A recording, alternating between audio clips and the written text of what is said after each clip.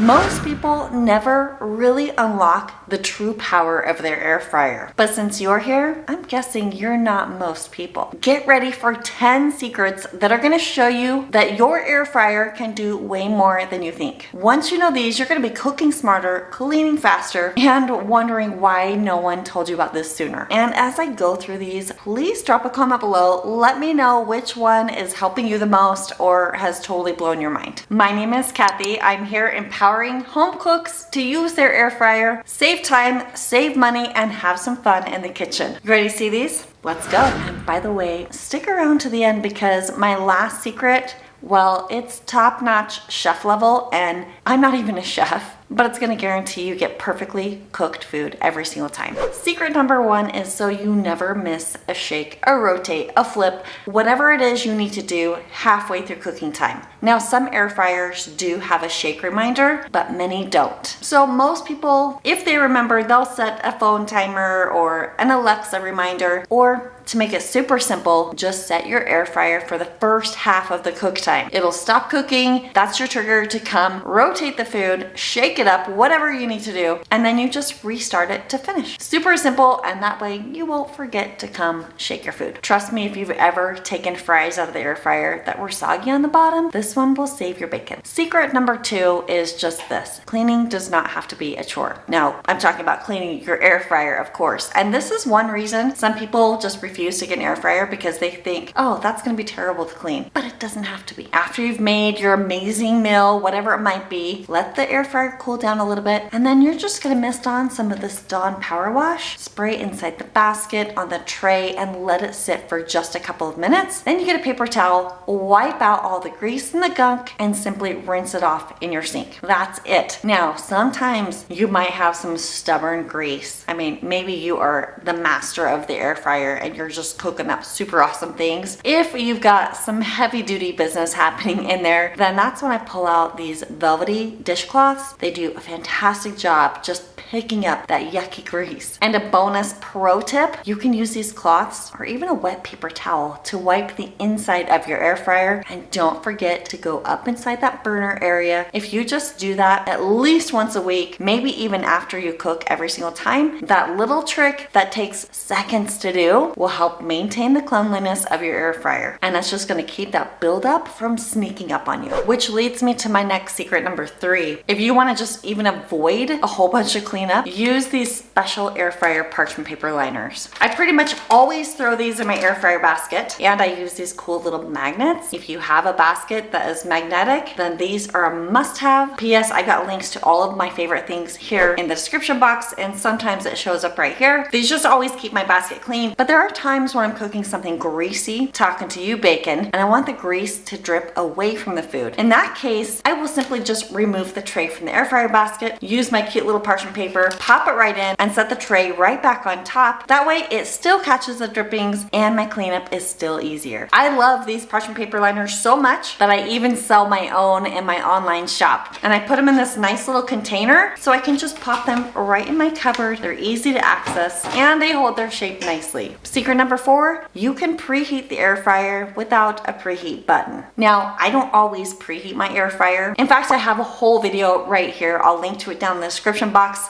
where I tested out preheating versus not preheating. But for those times where you do want to preheat, but your air fryer doesn't have a button like that's dedicated to preheating, really all you need to do, just run it at the cooking temperature for 3, maybe 4 minutes, and boom, you are preheated, and you just saved 10, 15 minutes because you don't have to preheat the oven. Secret number 5 is a huge time saver if you love to do air fried potatoes, or I think in the UK you call them jacket potatoes, baked potatoes, whatever it is. They are next level when you air fry them, but they still take quite a bit of time unless you do this little hack. You throw them in the microwave first for about 3 minutes, then you finish cooking them in the air fryer. I usually cook those at 400 degrees for about 20 minutes. Otherwise, if I have not microwaved them, it takes about 40 minutes. This hack of a par cook or a parboil works great for like frozen frozen foods that are really thick, like a frozen burrito, frozen pot pie. Cook them up a little bit, finish them in the air fryer, then you got a nice crispy golden exterior, whereas a microwave, is not gonna do that. And the inside is nice and hot, nice and tender. Secret number 6, if you are finding you just are not using your air fryer very much. Now, I don't want you to waste your money, so I want you to use it. Consider just setting it out on the counter. Like, leave it on the counter. It's so versatile. In my opinion, it actually deserves a counter spot more than your toaster does. Yeah, the toaster. You could toast in your air fryer if you really want to. But once it's out, I think you're gonna find you're gonna start using it every single day. And the more you use it, the more these next secrets are really gonna pay off. Secret number 7 is to meal plan with your air fryer. Now, don't freak out. Meal planning can really sound like a big hassle, but I'm gonna tell you how you can totally do this and save a lot of time. I have created a database of more than 300 air fryer recipes. This database is searchable, so if you're meal planning for the week or for 2 weeks or even just for that day, you can come to the database, type in an ingredient, let's say chicken, and you'll see a slew of chicken recipes. Maybe you've got zucchini coming out of your ears right now. Type in the word zucchini. Right here you can see 17 different results where you can use zucchini in your air fryer. And the beautiful thing is each recipe has a video and a printable PDF.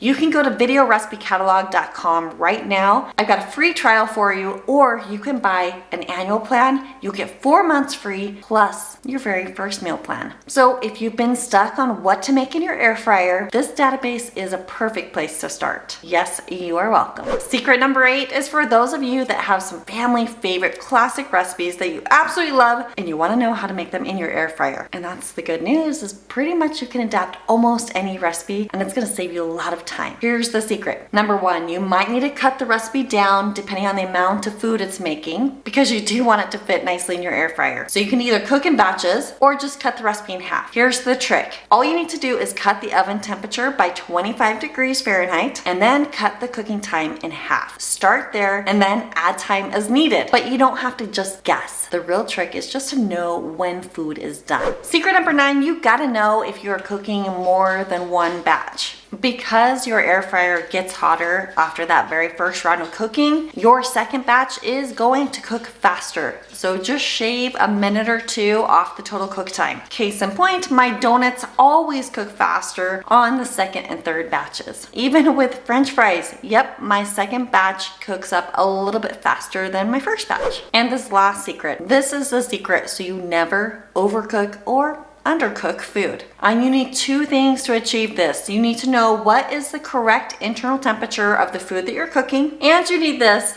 an instant read food thermometer. For example, chicken, you need to get it cooked up to 165 degrees Fahrenheit or 74 Celsius. That's gonna make sure it's nice and safe to eat. But here's the kicker. Going higher than that equals dry, stringy chicken. And there's something that always happens that a lot of people don't even know. It's called carryover cooking. What that means is, like, once you've cooked your food, when you take it off the heat, it continues to cook because everything's still cooking inside. It happens with cookies, it happens with steak, it happens with chicken, happens with all of the things. So here's what I do. I like to stop cooking food when it's about 5 degrees under that target temperature. Just let it sit here in your air fryer basket. It's gonna finish cooking. It's gonna give it time so all the juices redistribute, and you're gonna get perfect results every single time. And to make it easy, I have this chart that I just hang right here above my air fryer. It lists out all of the internal temperatures of proteins, even baked goods, and this side is packed with several more air fryer tips. This is a free download. You can get it at internaltemperaturechartcom. Drop a comment below. Let me know which of these tips was most helpful for you. And if you're ready to get cooking, these are what I recommend you do first, or these are super fast. Thank you for watching. I'll see you on the next one.